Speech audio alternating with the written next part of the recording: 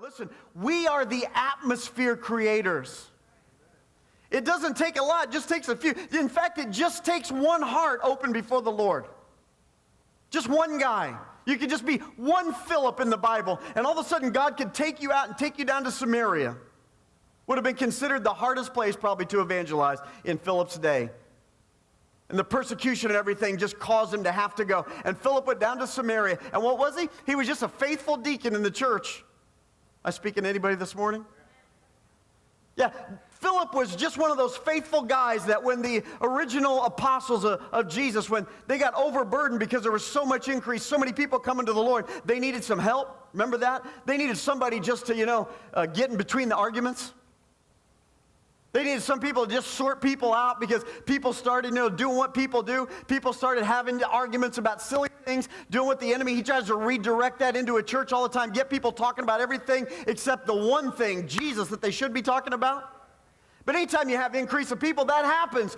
People are people. And so that was happening. The church was exploding. The church was growing. You get to Acts chapter 8 and you find out, or Acts chapter 6, you find out that there was a little bit of a division going on in the church. So the apostles said, we need some help. We've been praying about it. We've been seeking God about it. We do not feel that it's right for us as the disciples of Jesus to leave the Word of God and to leave prayer. We need to keep reading and studying and seeking God's Word. We need to keep seeking God Himself in prayer. But we need somebody to come over here and to begin to take care of just the basic, practical needs in the church. And Philip was one of the guys that they chose. Hey, Philip, you want to be one of these guys? God's hand is on your life. The people chose them. Chose out 7 men. Stephen was one. Philip was one. There were some other guys. But then Philip later, when persecution started, like I said before, he's one of these guys that he found himself in Samaria. The church started in Judea. That's where Jerusalem was at. And the whole land of Israel was made up of Judea and Galilee in the north and Samaria between. And Samaria was this interesting place where there was a lot of multi-ethnic people. They were kind of partly Jewish heritage and they were partly Syrian. They'd been transplanted through wars and everything like that. And the Jews saw them this way. They didn't go into Samaria. They treated them this way. So what happens? God makes sure the right guy gets in the place nobody else will go.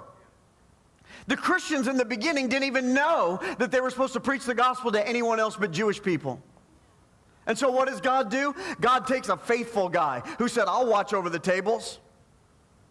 I'll wash people's hands. I'll collect the money. I'll distribute the goods. Somebody said, yeah, but I want to be in the ministry.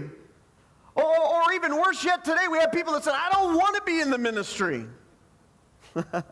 Back in the day when I got saved, you got saved and you thought you're called into the ministry. And so everybody would try to get a position, a place in the church. And today I think we've come completely full circle where we just like the one few pretty, well-spoken type guy to run the church. We like the guy or the girl that makes us look better. We like that, and then we're just like, hey, man, we don't want anything to do with the church. But you know what? If you have that attitude with God, you'll never go down to Samaria. What are we talking about this morning? I don't know. We're talking about what God wants to talk about.